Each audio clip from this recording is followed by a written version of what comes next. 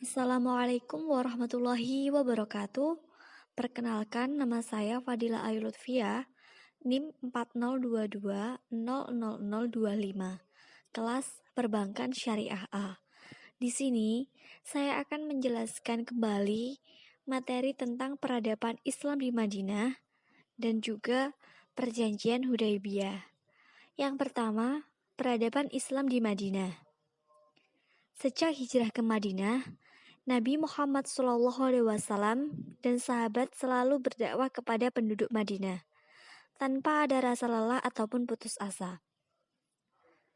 Dakwah yang ditujukan kepada orang-orang yang sudah masuk Islam bertujuan untuk melaksanakan hukum-hukum dan ibadah ritual. Sedangkan dakwah yang ditunjukkan kepada orang yang belum masuk Islam bertujuan agar dapat menerima Islam sebagai agamanya, mempelajari, dan juga mengamalkan. Sebagai usaha pertama Nabi untuk membentuk masyarakat Islam di Madinah, yaitu dengan membangun masjid. Masjid yang pertama kali dibangun oleh Nabi Muhammad adalah Masjid Nabawi, yang dibangun pada bulan Rabiul Awal 1 Hijriah atau bulan September 622 sebelum Masehi.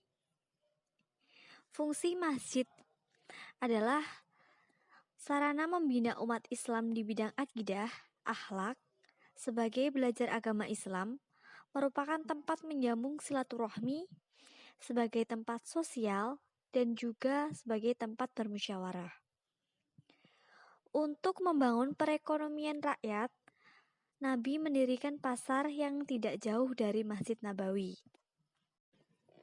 Pasar yang dibangun dimaksudkan sebagai langkah untuk mendidik umat bagaimana ajaran Islam mengatur roda perekonomian dengan begitu adilnya. Pasar tersebut telah merubah sistem pasar Yahudi yang ada pada saat itu. Dengan kehadiran pasar yang menganut sistem perekonomian Islam disambut hangat oleh masyarakat Madinah, karena dianggap mampu menyuguhkan sistem perekonomian yang menguntungkan semua pihak, jauh dari riba dan juga keserakahan. Pasar Madinah inilah yang kemudian menjadi urat nadi perekonomian negara Islam pertama yang bermusat di Mekah. Nabi Muhammad SAW dalam hijrahnya ke Madinah juga mempersaudarakan kaum Muhajirin dan kaum Ansor. Kaum Muhajirin adalah orang-orang Islam yang dari kota Mekah yang ikut hijrah ke Madinah bersama dengan Nabi Muhammad. Sedangkan kaum Ansor adalah kaum yang menerima kedatangan umat Islam di Madinah. Beliau mempersaudarakan kaum Muhajirin dan kaum Ansor agar mereka dapat saling membantu dan mengasihi satu sama lain. Di Madinah ini, syarat sebagai sebuah negara sudah terpenuhi. Akhirnya, Nabi membuat sebuah konstitusi yang dinamakan Piagam Madinah. Piagam Madinah ini merupakan produk undang-undang hasil kompromi antara umat Islam dengan non-Muslim di Madinah, yang digunakan sebagai dasar hidup dan aturan untuk dipatuhi, dan juga dijadikan sebagai dasar toleransi beragama. Isi Piagam Madinah.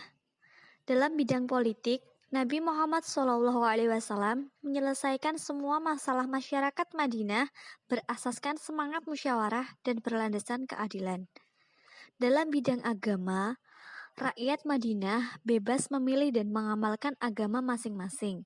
Selain itu, mereka perlu menghormati agama yang dianut oleh orang lain. Dalam bidang sosial, setiap individu mempunyai tanggung jawab yang sama terhadap negara Madinah. Bidang perundang-undangan. Undang-undang Islam dilaksanakan secara menyeluruh, menjadikan cara hidup tersusun dan diterima ramai. Dalam bidang ekonomi, semua rakyat diberikan peluang untuk menjalankan perniagaan, amalan riba, dan penipuan dilarang sama sekali dalam ekonomi Islam. Bidang pertahanan. Setiap rakyat mempunyai tanggung jawab untuk mempertahankan Madinah dan ancaman dari musuh luar. Kedudukan Yahudi, mereka mempunyai hak yang sama dengan anggota masyarakat yang lain untuk menikmati keselamatan dan kebebasan. Yang kedua yaitu Perjanjian Hudaybiyah.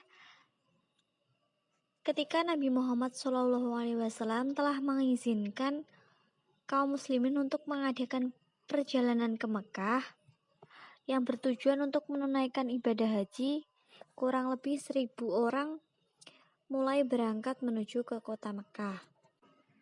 Demi menghilangkan prasangka kaum Quraisy, Nabi melarang masyarakat muslim untuk membawa senjata, kecuali binatang kurban dan juga pedang untuk menyembelih binatangnya. Akhirnya kabar perjalanan kaum muslimin didengar oleh kaum Quraisy. Kaum Quraisy mulai menyiapkan pasukan sekitar 200 orang di bawah pimpinan Panglima Khalid bin Walid untuk menghalangi Nabi Muhammad.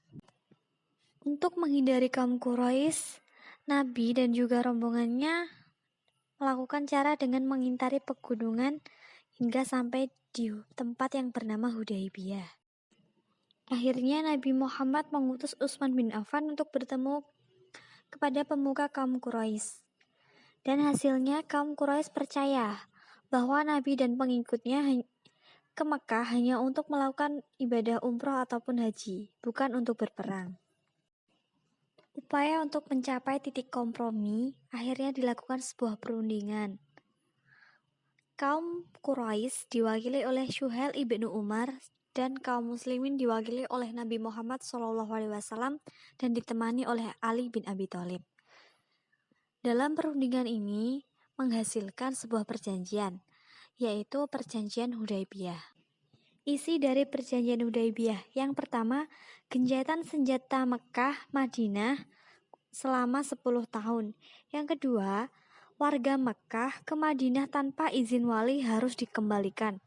Yang ketiga, Madinah menyeberang ke Mekah tidak boleh lagi kembali ke Madinah.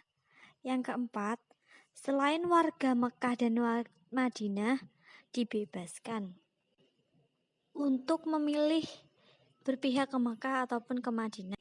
Yang kelima, Nabi Muhammad SAW dan pengikutnya harus meninggalkan Mekah, tetapi diperbolehkan lagi kembali ke Mekah setahun setelah perjanjian itu. Setelah mendengar isi dari perjanjian Hudaybiyah, kaum muslimin merasa kecewa atas perjanjian Hudaybiyah. Mereka menganggap bahwa perjanjian Hudaybiyah merupakan kelemahan atau kekalahan kaum muslimin. Seiring berjalannya waktu, hasilnya pun terlihat, yaitu atas perjanjian tersebut, kemenangan nyatanya adalah orang muslimin. Sekian yang dapat saya sampaikan, ada kurang lebihnya saya mohon maaf. Wassalamualaikum warahmatullahi wabarakatuh.